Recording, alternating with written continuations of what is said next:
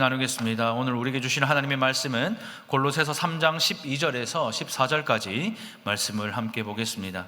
우리 한 절씩 교독하고 마지막 절을 함께 읽도록 하겠습니다. 제가 먼저 읽겠습니다. 그러므로 너희는 하나님이 택하사 거룩하고 사랑받는 자처럼 긍휼과 자비와 겸손과 온유와 오래 참음을 옷 입고, 누가 누구에게 불만이 있거든 서로 용납하여 피차 용서하되 주께서 너희를 용서하신 것 같이 너희도 그리하고 함께요. 이 모든 것 위에 사랑을 더하라. 이는 온전하게 매는 띠니라. 아멘. 우리가 많이 부르는 찬양 중에 선한 능력으로라는 찬양이 있습니다. 디트리 본회퍼 목사님이 제2차 세계대전 당시에 이 나치에 저항을 하다가 체포되어서 감옥에서 죽음을 앞두고 쓴 선한 능력으로라는 그 시에다가, 그 일기에다가 곡을 붙여서 만든 곡이 이 선한 능력으로라는 찬양입니다. 이 본회퍼는 나치의 이 히틀러 암살단의 가담한 죄로 체포가 되죠.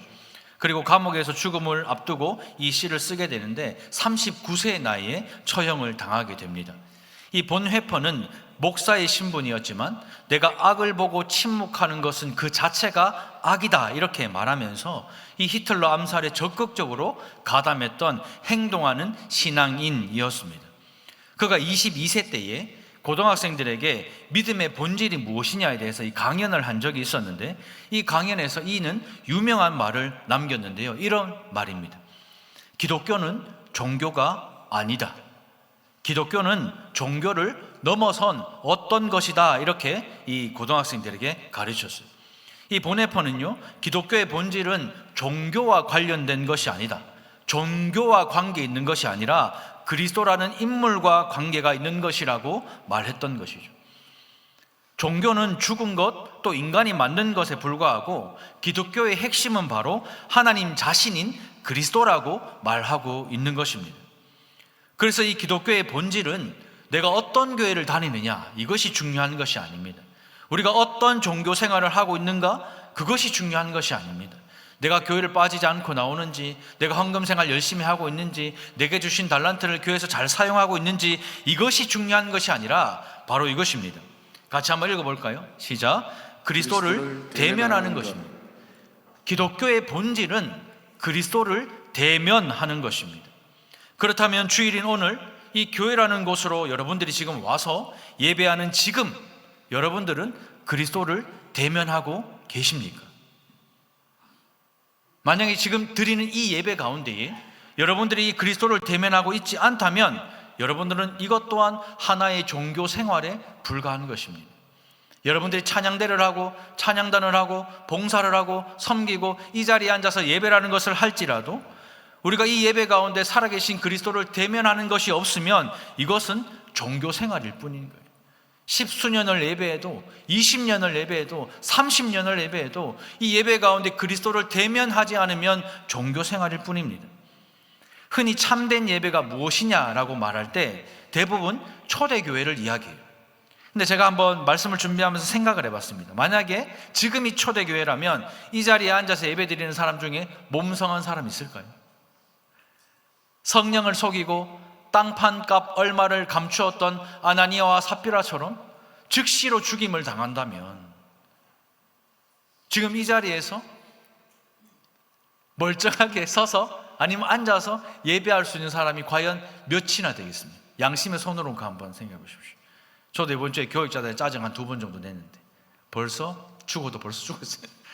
여러분들 어떻습니까? 한 주간 살아오면서 성령이 민감하게 성령 충만하게 살지 않았으면, 단 한순간이라도 그런 순간이 없었으면 여러분들 우린 다요 성할 수가 없는 거죠.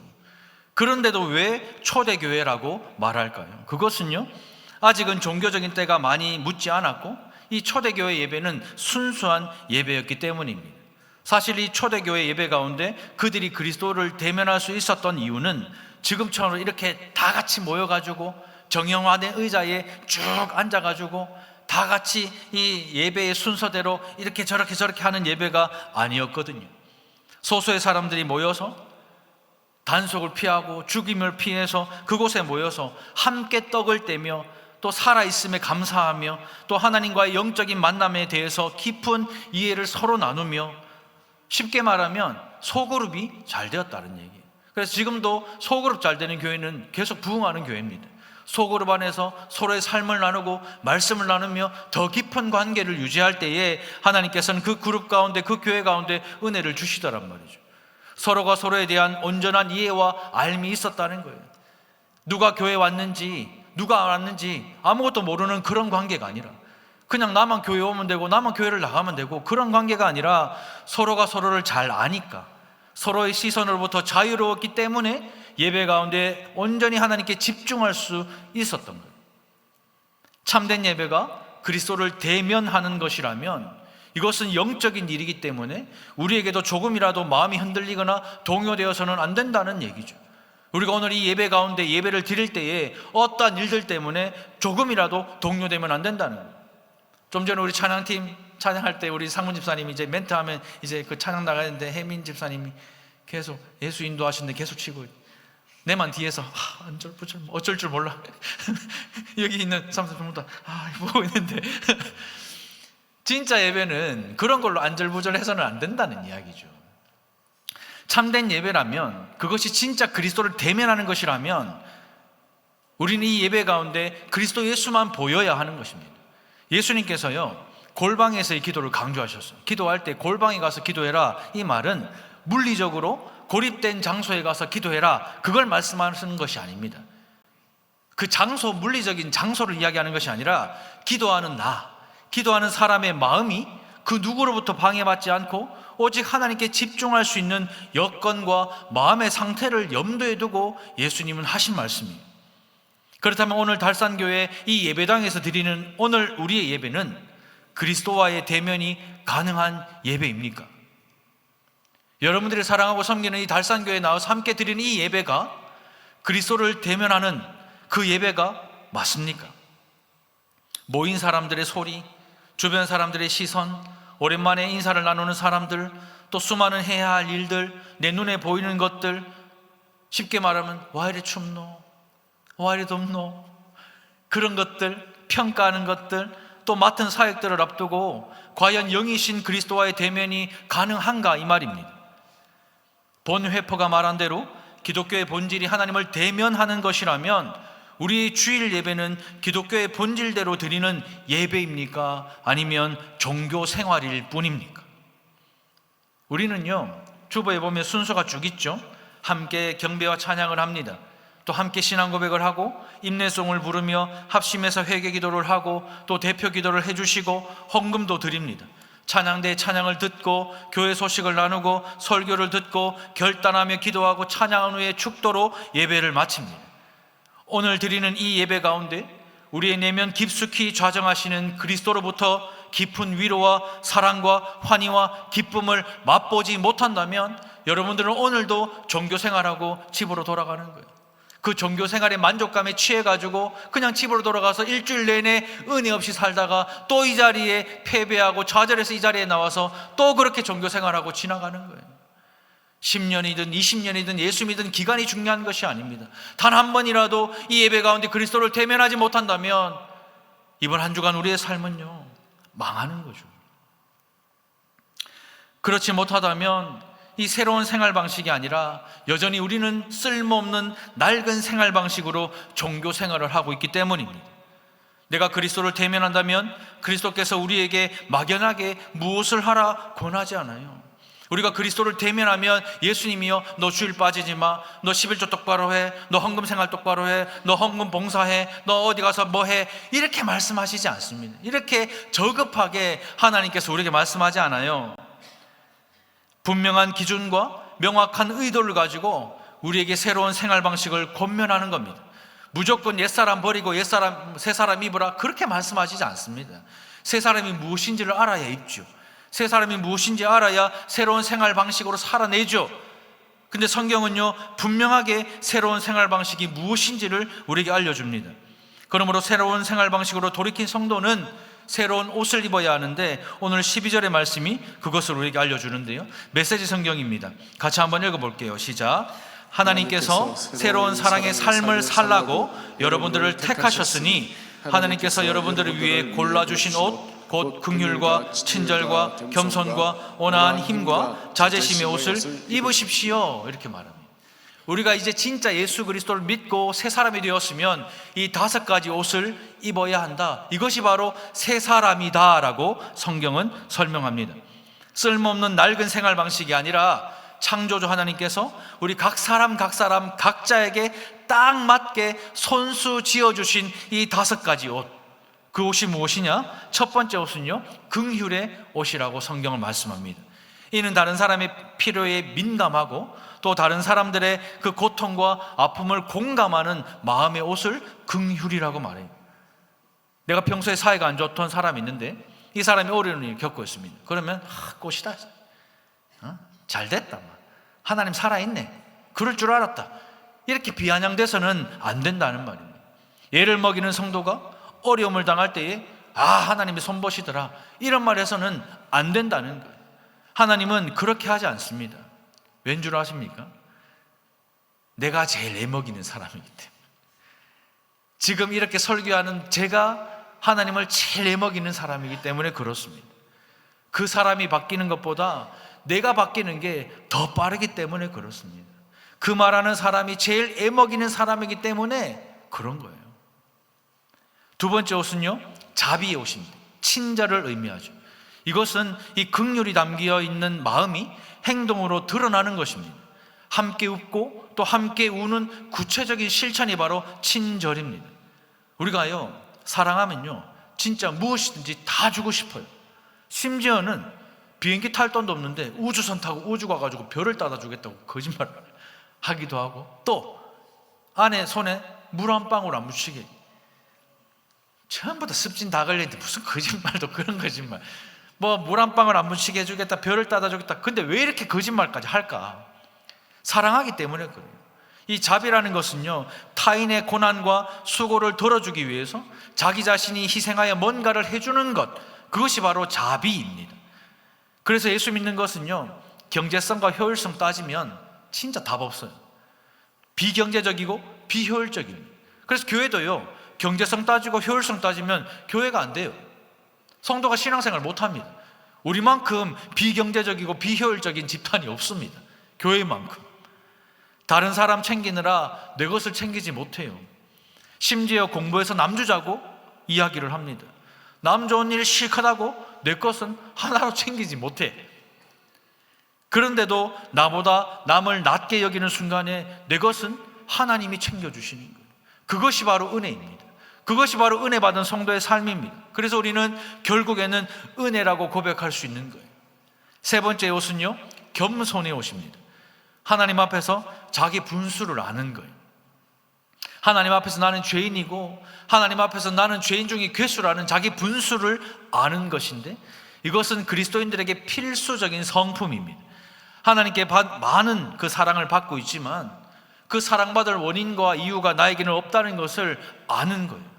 하나님이 특별히 존귀하게 여겨주시고 또 복주심을 경험을 하지만 여전히 나에게 자격이 없다는 것을 내가 스스로 알고 고백하는 것입니다. 그래서 나도 타인에게 거저줄 수 있는 성품이 바로 겸손입니다. 네 번째 옷은 온유입니다. 이 온유는 온화한 힘이라는 뜻이죠. 우리가 사는 이 세상은 목소리 큰 사람이 이깁니다. 세상에 나가 살다 보면, 직장생활 하다 보면 목소리 큰 사람이 이기는 거예요. 그래서요, 곱게 말하면 말 잘 안 들어요. 그래서 예수 믿는 사람들은 호구라고 말할 때가 많아요.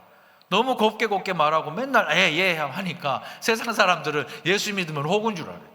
근데 그 안에 얼마나 큰 하나님의 힘이 숨겨져 있는지 모르죠. 그래서 사람들이 사납게 자기 주장을 막 합니다. 그런데 우리 성도도요, 예수 믿기 전에는 사나웠습니다. 이 자리에서 예수 믿기 전에 한성격 아는 사람 누가 있습니까? 예수 믿기 전에 다들 한성격씩 하셨잖아요.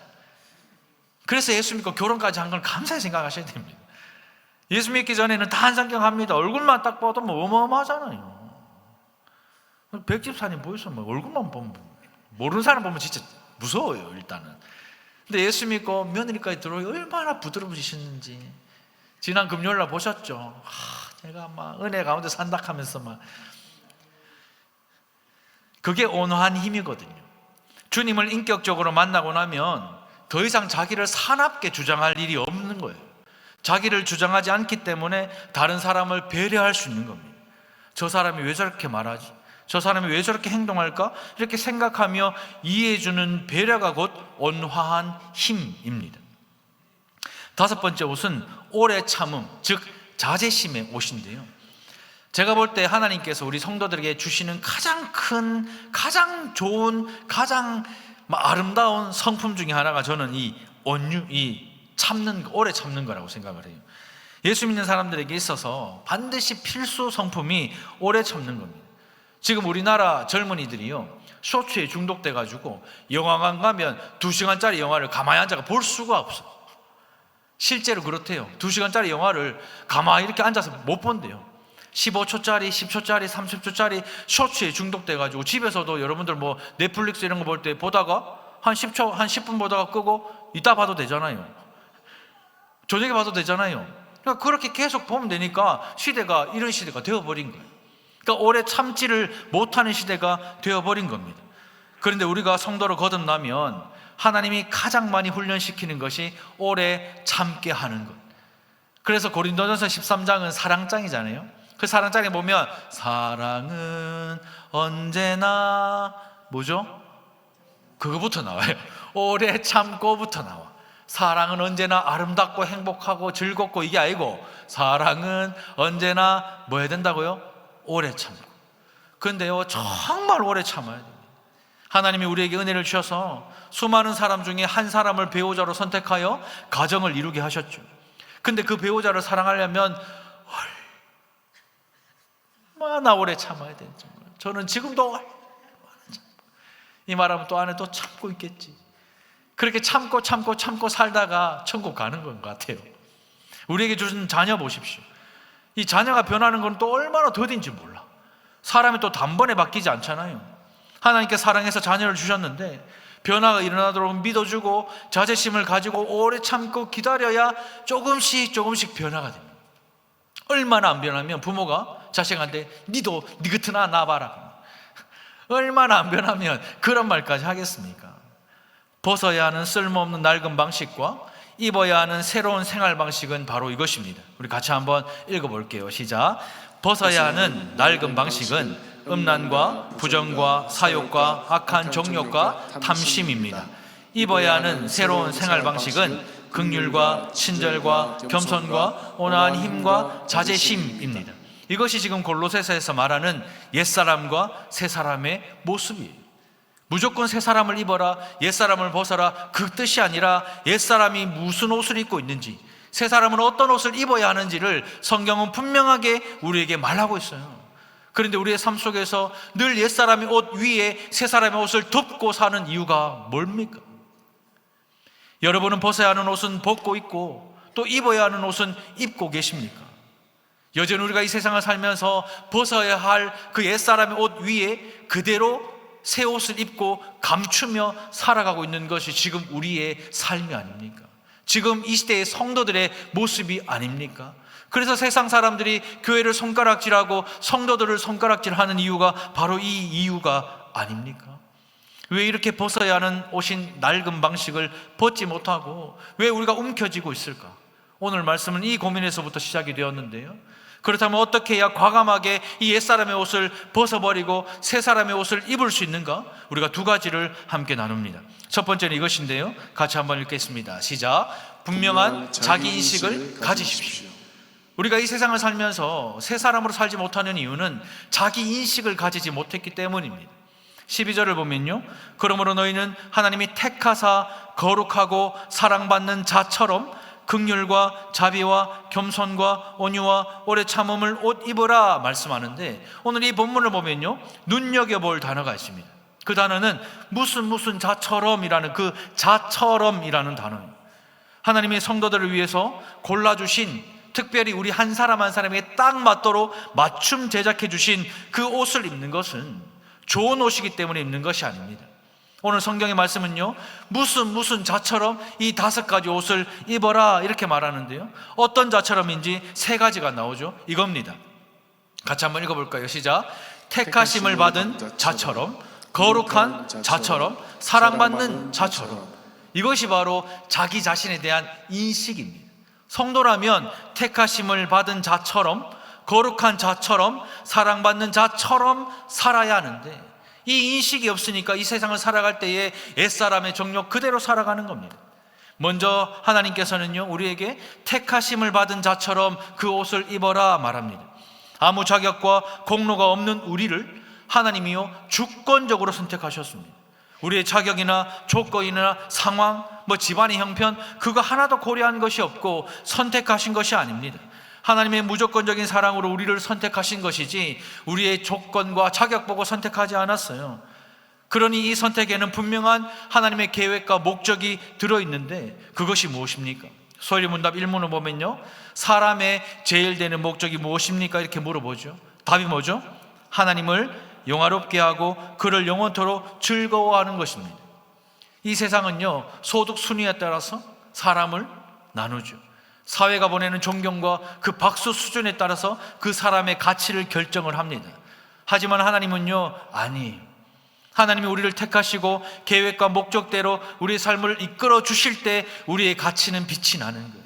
우리의 삶은 빛이 나는 겁니다. 그때가 하나님을 영화롭게 하고 하나님을 영원토록 즐거워하는 때입니다. 이 세상에 살아갈 때 높은 지위에 올라간 것, 그것이 하나님을 영화롭게 하는 게 아니에요. 좋은 대학을 붙고 돈 많이 벌고 11조 많이 드리는 것, 그것이 하나님을 영화롭게 하는 것이 아닙니다. 하나님을 영화롭게 하고 하나님을 영원토록 즐거워하는 것은 하나님의 목적과 계획에 따라서 우리의 삶을 이끌어 주실 그때가 바로 하나님께 영광을 돌리는 때입니다. 그때 우리의 삶은 빛이 나고 아름다운 거예요. 그때 우리의 인생은요, 참된 복락이 무엇인지를 알고 누리게 될 것입니다. 다음은요, 거룩한 자처럼 입어야 한다 말씀합니다. 하나님은 우리를 거룩함으로 구별하셨어요. 우리는 모두 죄 아래에서 태어났잖아요. 그렇기 때문에 전에는 거룩한 자가 아니었습니다. 하지만 주님께서 우리를 먼저 찾아오셔서 성령을 선물로 주셔서 예수 믿게 하시고 우리를 의롭다 하시고 거룩하게 하셨기에 우리가 의롭다고 거룩한 자로 여겨진 것입니다. 그것이 칭의죠. 의로운 것이 하나도 없지만 예수의 의로우심 때문에 우리가 의롭다 칭함을 받게 된 것입니다. 어둠의 힘으로 이 세상을 주관해가는 악한 영들과 어둠의 세상 주관자들과 싸울 수 있는 방법이 바로 거룩입니다. 물질로 싸울 수 있는 게 아닙니다. 우리의 힘과 능력으로 싸울 수 있는 것이 아니라 악한 영들과 어둠의 세상 주관자들과 싸울 수 있는 것은 거룩이. 이런 세상에 하나님이 우리를 거룩하고 정결한 성도로 부르셨습니다. 그래서 우리에게 말씀하시죠. 내가 거룩하니 너희도 어떻게 하라고요? 내가 거룩하니 너희도 거룩하라, 이렇게 명령하십니다. 그 명령에 따라 부르심이 합당하게 살아가는 저와 여러분들 되시기를 주님의 이름으로 축원합니다. 마지막으로는요, 사랑받는 자처럼 입어야 한다, 이렇게 말합니다. 우리가 사는 시대는요, 눈에 보이지 않는 계급이 존재합니다. 사람들을 만나면요, 학연, 지연, 혈연으로 줄을 세워요. 제가 여자들 모임에는 안 나가봤지만 들어보면요, 여자들 모임 나가면 들어오는 문이 쫙 열리면요, 쫙 이렇게 스캔을 쫙 스캔을 하고 입은 옷, 든 백, 신은 신발, 이런 것들, 손에 찬 거, 목에 건 거, 이거 다 보고 자리를 결정을 하는.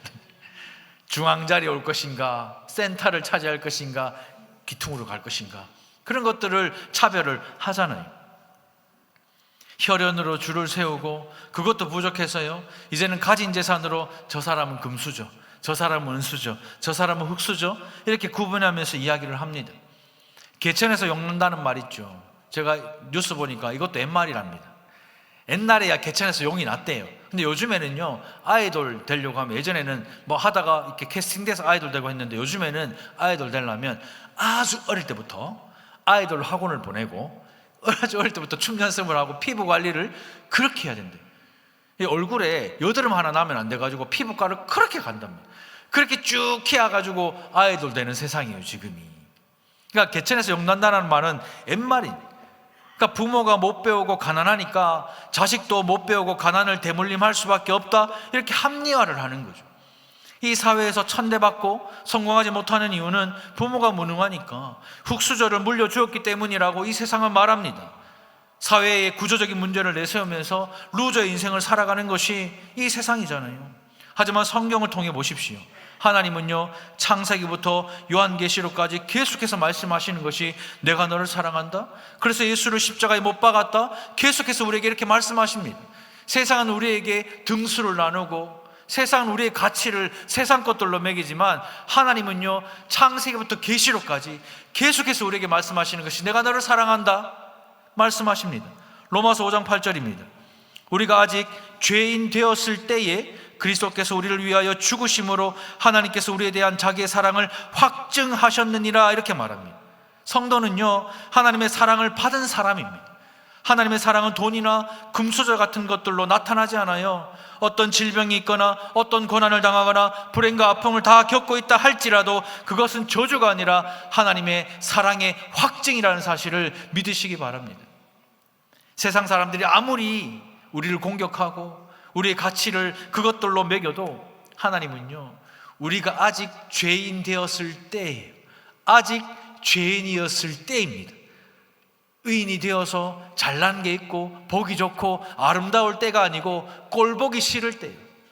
죄인으로 완전히 꼴보기 싫을 그때에도 하나님은 우리를 사랑하셔서 그 사랑의 확증으로 예수를 십자가에 죽이신 거예요. 그것이 바로 사랑입니다. 하나님은요, 사랑이십니다. 그래서 사람을 외모로 취하지 않고 차별하지 않으세요. 우리는 자격이 없고 공로가 없는 죄인의 괴수이지만 우리 하나님께서는 우리를 무조건적으로 선택하시고 거룩하게 구별하셨고 사랑해 주셨습니다. 그리고 그 그리스도 예수의 십자가로 그 사랑을 확증해 주셨습니다. 그래서 우리가 십자가를 보면 그렇게 눈물이 나는 거예요. 그렇게 죄송한 거예요. 그렇게 미안한 거예요. 그리고 그리스도 예수의 그 십자가의 사랑으로 우리를 확증해 주셨으니, 그러므로 이제는 과감하게 우리가 옛사람을 벗어버리고 낡은 생활 방식을 버려버리고 하나님의 자녀라는 분명한 자기인식 가지고 하나님을 영화롭게 하고 그를 영원토록 즐거워하는 성도들이 되시기를 주님의 이름으로 축원합니다. 두 번째는 이것인데요, 같이 한번 읽어보겠습니다. 시작. 사랑으로 용납하고 용서하십시오. 택하심을 받은 자처럼, 거룩한 자처럼, 사랑받는 자처럼 옷을 입었는지 언제 제대로 확인할 수 있는가? 그것은요, 우리 인생을 살아갈 때 가장 힘겹게 하는 그 관계의 문제 속에서 가장 잘 드러납니다. 우리 인생을 살다 보면 가장 골치 아프고 힘들고 어려운 것이 돈 문제라고 생각하시죠? 아니에요. 사람이 죽을 때까지 가장 큰 고통을 겪는 것은 돈이 아니라 관계입니다. 그 관계의 고통은요, 돈 문제하고는 비교할 수 없는 그 큰 끔찍한 고통을 우리 인간들에게 준다고 합니다. 특히 불편하거나 관계가 어려운 사람을 만날 때 내가 지금 무슨 옷을 입고 있는지 그대로 나타나고 드러나는 거예요. 어떻게 확인할 수 있는가? 13절인데요. 누가 누구에게 불만이 있거든 서로 용납하여 피차 용서하되 주께서 너희를 용서하신 것 같이 너희도 그리하라. 나를 불편하게 하는 사람들을 용납하고 용서하고 있는가를 보면 그가 무슨 옷을 입고 있는지가 딱 보입니다. 이 구절에 나오는 용납이라는 것은 우리를 해코지 하는 사람을 참고 받아들이는 것을 용납이라고 합니다. 용서는요, 그들이 한 나쁜 일을 참고 잊어버리는 것이 용서입니다. 새로운 생활 방식은 용납하고 용서하는 것입니다. 제가 몇 번 여러분들에게 말씀드렸지만 제가 담임 목사가 되고 나서 제일 처음 했던 것이 김찬수 장로님 찾아가는 거였어요. 제 나름대로도 진짜 용기가 필요했고 제 나름대로도 정말 깊은 용서와 용납이 필요한 때였어요. 근데 제가 찾아가서 먼저 용서받지 못하고 용서하지 못하면 저는 이 강단에서 은혜가 흘러나가지 않는다고 생각을 했습니다. 그래서 찾아갔어요. 그리고 만나고 셀카도 막 찍고 막 제 나름대로의 어떤 그것들을 했어요. 그리고 나서 몇 번 장로님이 계속 교회 찾아와서 막 하셨는데 지금 몇 달째 오지 않고 계세요. 그래서 제가 항상 이 말하면 2, 3주 안에 분명히 오셨거든요. 근데 지금 몇 달째 안 오고 계셔가지고 제가 지금 계속 걱정이 차 타고 그 금유맨션인가 그 앞에 지나갈 때마다 잘 계신가? 혹시 아프신 건 아닌가? 막 걱정이 되네. 이제는 막 걱정하기 시작했어요. 걱정이 되더라고요. 저는 이게 용납과 용서라고 생각을 합니다. 그분은 지금도 나를 보면 억하심정으로 막 이렇게 공격을 하시지만 저는요, 여전히 아무렇지 않습니다. 은혜 안으로 들어가는 첫 관문이 용서라고 생각하기 때문입니다. 왜냐하면 우리의 죄를 용서받지 않으면 주님의 은혜가 우리에게 오지 않기 때문입니다. 마태복음 6장을 보면요, 주님이 가르쳐 주신 주기도문이 등장하는데, 근데 그 기도문 끝에 보면 예수님이 주님이 가르쳐 주신 기도를 쭉 가르쳐 주시다가 아멘하고 끝내야 되는데, 희한하게 마태복음 6장에 14절 15절을 덧붙여놔요. 한번 같이 읽어볼까요? 시작. 너희가 사람의 잘못을 용서하면 너희 하늘 아버지께서도 너희 잘못을 용서하시려니와 너희가 사람의 잘못을 용서하지 아니하면 너희 아버지께서도 너희 잘못을 용서하지 아니하시리라. 예수님께서 주기도문을 가르쳐 주시고 난 다음에 아멘으로 그 본문을 끝내지 않고 6장 14절 15절을 붙여놓습니다. 그러니까 이 말은 이 용서가 무엇인지를 알려주는 거죠. 우리의 죄가 용서되고 누군가의 죄를 용서하는 것이 얼마나 중요한지를 예수님께서는 우리에게 가르쳐 주시는 겁니다. 용서는요, 관계를 새롭게 회복하고 공동체를 살리는 힘입니다. 하지만 용서하지 않는 것은 공동체를 깨트리는 악한 일이죠. 성도란 예수를 믿는 그 순간 하나님으로부터 용서를 받았고, 우리 일상에서는 용서받으며 사는 자로서 사람들을 향해 끊임없이 용서하는 사람이 바로 성도입니다. 하나님께 받은 용서를 통해서 다른 사람에게 용서를 베풀며 사는 것이 성도가 사는 새로운 생활 방식인 거예요. 어떤 사람은 내가 그 사람을 용서하고 용납하기는 진짜 싫은데 이미 일어난 일이기 때문에 어쩔 수 없다, 그냥 용서하고 용납하겠다, 이런 말 하는 사람 진짜 많거든요. 틀린 말이에요. 사람이 제일 소중하죠. 죄는 미워해도 사람은 미워하지 말라는 말이 바로 이 말이잖아요. 그래도 우리가 누굽니까? 명색이 성도 아닙니까? 나름 용납하고 용서하려고 노력해 봤을 겁니다. 그런데 도저히 진짜 이것만큼은 용서하지 못한다, 진짜 이것만큼은 안 된다라고 용서하지 않는다면 주님도요, 그런 나를 용서하지 않을 것이다 성경은 말씀합니다. 그래서 베드로가요, 하도 답답하니까 아니 예수님, 그럼 몇 번까지 용서해야 됩니까? 이렇게 물어요. 그러니까 예수님께서 7번이 아니라 7번을 70번이라도 용서해라 하니까 제자들이 머릿속에 그럼 490번 하라고? 4900번 하라고? 그럼 내가 쇠수 다 세알려가지고 이까지 하라고? 예수님이 하신 말씀이 그게 아니잖아요. 예수님의 말씀 뭡니까? 490입니까? 4900입니까? 아니에요. 뭐죠? 무조건 용서하라는 뜻입니다. 숫자 세알리지 말고 무조건 용서하라, 그 뜻입니다. 저 사람은 진짜 안 된다, 나는 정말 할 만큼 했고 여러 번 참고 노력했는데 이 사람은 진짜 안 된다라고 말하지 말고 용서하고 용납하라 말씀하시는 겁니다.